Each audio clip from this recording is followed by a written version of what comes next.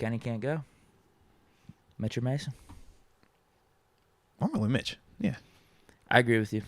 I think you stick with Mitch. But also, just from a straight business standpoint, Mitch is under contract for next year. Mm-hmm. Mason, he has no ties to us after the season. So we're assuming Mitch is going to want to go elsewhere after the season ends. If Mitch has to play a game or two because Kenny's out, Steelers, you got to be thinking, hey, we could bump up his draft stock, or not draft stock, just his trade stock a little bit. Potentially, as opposed to us just cutting him, maybe some team, if Mitch plays good if it is a game, or if it's 2 games, whatever it is, however long Pickett may be out, maybe we could actually get a draft pick for him if we trade him. I like the thought process. I just caution you. You got to be careful with message you send to your team. I'm not saying they're thinking this way. This is that's what more I'm just saying, like in reaction to that. Maybe That's it's the front office just thinking this in the back of their mind. Not saying they have any influence over the decision from Tomlin, but Marcon might be like, okay, this works. He's going with Trubisky, and it could work out in the long run if Trubisky does play. I don't think I'm not saying it influences the decision. I don't think they're necessarily thinking this way. I think their first priority is like, who gives us the better chance to win, and I still think that is Mitch over Mason based off some of the stuff I was seeing from Mitch, the good things I was seeing from Mitch, because I don't know if Mason's really doing that, but it's just those 3 picks kill you. Just don't do the 3 picks. Well, and the other thing is, when we're talking about just Mitch and Mason has definitely gotten the most raw deal here, without a doubt. But that's been the case.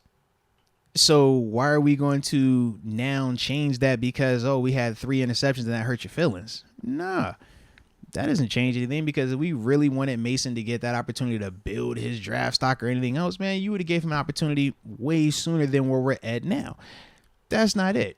When we hear this Mason crowd, that's the panic crowd. That's the, man, we lost with Mitch. I don't know what to do. Let me just holler at something crazy, man. Put Mason out there. Stop that, man. Well, no, you don't have to stop that. Y'all can do what y'all want to do. I'm not telling you what you can do or what you can't do. But for me, and as a person who's done this, that's not how you operate. That sends mixed signals. That's, once again, we're talking about allowing the week to week to determine how committed you are and, how invested you are in terms of your preparation and stuff. It's like, nah, you decide once. So that's where we're at with this day, man. Now, if it comes out where Mason is just having a better week of practice and he is performing better than Mitch, that's one thing. But you don't just, because you threw 3 picks in this game, now we got to pull you. Nah, that's not how it works like that, man. Not at this level, at least. So to me, like I said, I still roll with Mitch. Now, he can't continue to turn the ball over, but that's the same thing we said about who? Kenny Pickett when he was going through the turnovers and people were hollering what? You remember this? Man, we need to go back to Mitch. At least he ain't turning the ball over. You remember that crowd? You might remember that crowd. They was out there. Blocked it out of my mind. I know you did, but they was there. They were there. And that's when I had to get on my Kenny, and I was like, all right, let me start watching the Kenny tape and try to give him some reason, some ammo to back him off of him a little bit. So, yeah, man, same concept, baby. Same concept. You're going to have turnovers every once in a while. That's a part of the game, man. The elite guys, they have turnovers. You try to minimize them as best you can. But this is a part of the game, man, and this is where, like I said, for Mitch, he has to learn from it. No different if it was Kenny out there. He would have to learn from it. But, yeah, for Mason, man, like I said, it just sucks for him. But this isn't the time to start worrying about feelings and worrying about fairness, because that ship has already sailed and been sailed as it pertains to a Mason Rudolph.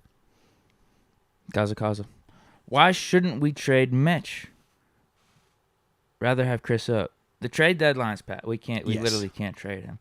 But in the offseason, I think that's just going to be a conversation. It's not based off Mitch's play. I think it's more that Pickett's our guy, and Mitch might be able to get an opportunity somewhere else. Mitch is going to want to play and want to start, and rightfully so, because, as you said, man, you can see where he still has talent. We're talking 3 throws being the biggest difference of the evaluation on his performance yesterday. 3 throws. So for him, man, it doesn't make a lot of sense for him to want to come back here to just go into a scenario where you already know Kenny is going to be the guy. And that's what he would be coming back to. So that's why, even though he's under contract, that is why we do feel like, they're not going to, like, a trade isn't going to happen like that, because you're not moving this type of dude like that. Nor, I just don't see it, man. I don't see it, bro.